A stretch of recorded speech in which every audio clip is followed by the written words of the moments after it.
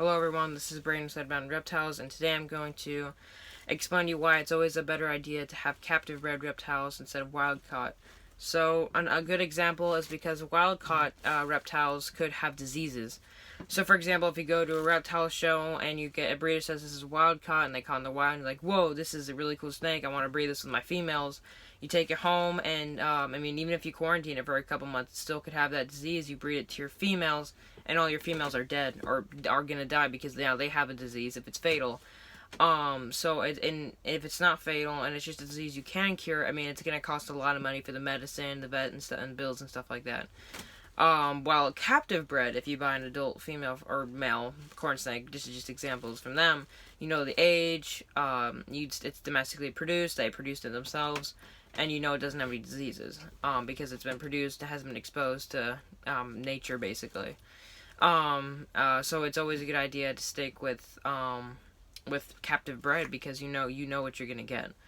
And again, wild caught snakes. If you get a snake from the wild or buy from a breeder, it could have respiratory issues. It can have stomach issues. It might not be passing it to your other snakes, but the snake that you get could die itself. Because it might not keep its meals down. It might throw up its meals, or might have breathing issues and eventually just can't breathe and die. And you never know because it's a wild caught, it's not been produced, and no one's monitored it because you don't know.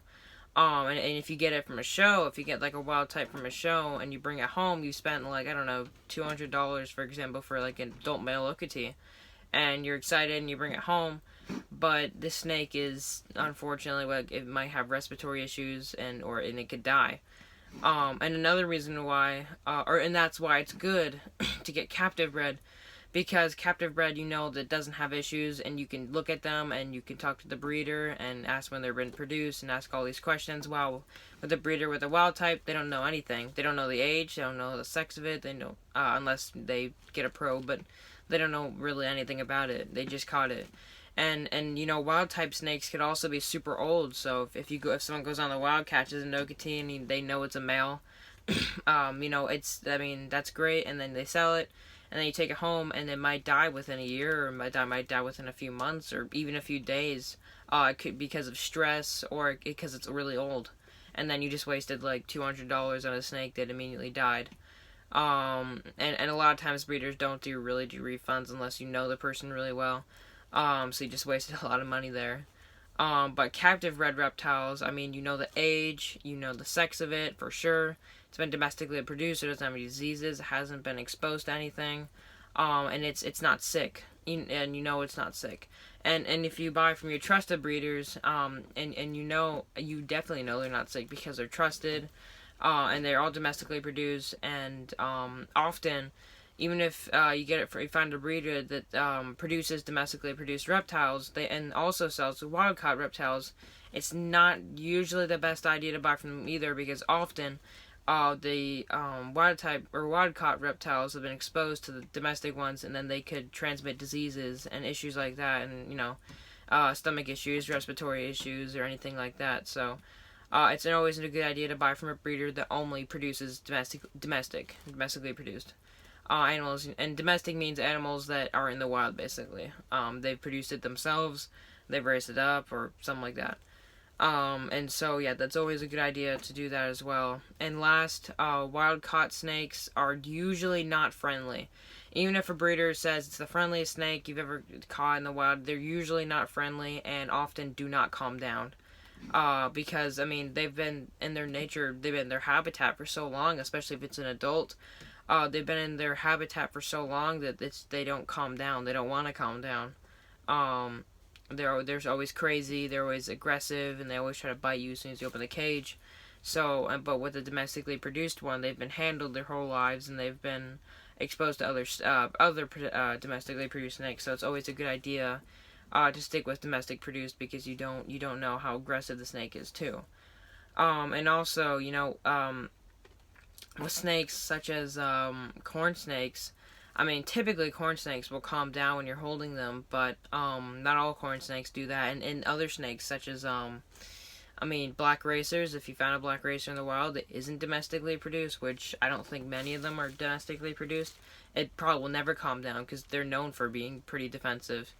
And another thing too is if you find a snake that's in the wild and you only have frozen thawed mice or something, and you can't do live, the snake's always on live. I mean, that's a given because it's in the wild and there's no dead mice or no frozen thawed mice for them just served up to them, so they're always eating live. And it's very hard to get adult snake on from live to dead to frozen thawed. That's why you buy baby corn snakes often instead of adult corn snakes, unless you know it's on frozen thaw and you know the breeder, because it's always really difficult to get that snake onto frozen thawed. I mean, I've heard many breeders say that they've had so much trouble trying to get this snake onto frozen thawed. They've tried every technique and they can't because it's wild caught and it's used to live. And you know, and sometimes people say if a snake bites, it eats. That's a saying I've heard before.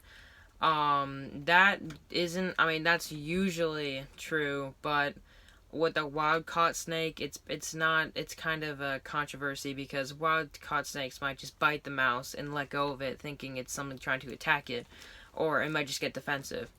You know, with a wild type as well, I mean, they usually never calm down. It's always really hard to get them to calm down. Because I've had a wild caught snake before. I caught a corn snake in the wild, and I had it for a few months. That snake always tried to bite me, and I never got it onto frozen thawed. And then all of a sudden it started getting sick and started having issues, like respiratory issues and sneezing and stuff. So I just let it go back into the wild, and I didn't, and I'm hoping, you know, it's safe, and healthy, but I mean, that was like 3 years ago, so I was pretty young at the time, but it was like 3 years ago, so I don't really know where the snake is right now, but hopefully it's somewhere where it's happy and it's healthy. But other than that, though, it's always a good idea to get domestically produced and wild type. I'm not trying to pick fights at all.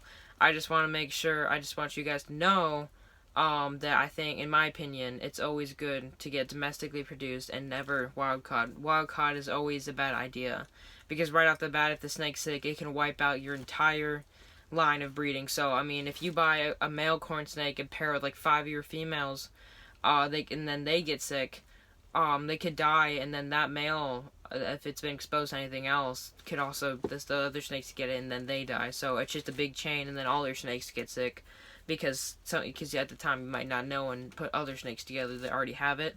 So, I mean, and then they all get sick and you know, die. So it's never a good idea to get wild caught snakes. Always stick with domestically produced snakes from breeders you know, definitely breeders you know. And if you know this breeder and they're selling an adult snake and you're like, okay, I know them, I've bought from them multiple times, they don't have anything bad, you can buy an adult. But often if someone's selling an adult, it's not for a good reason. It's usually for a bad reason. Something's wrong with that, even if it's domestically produced. It's more common for a wild caught snake to be sick than a domestically produced one. But if you find someone you don't know selling an adult, I'd stay away from it and just buy baby corn snakes, or I guess any snake, from breeders that you know. And it's always a good idea as well to research other breeders. I mean, and with breeders that you know, ask around, say, hey, do you know this guy? Do you know if he's good or not? And if he says, yep, I trust that guy, I bought from him before, you can talk to that person and start buying from them.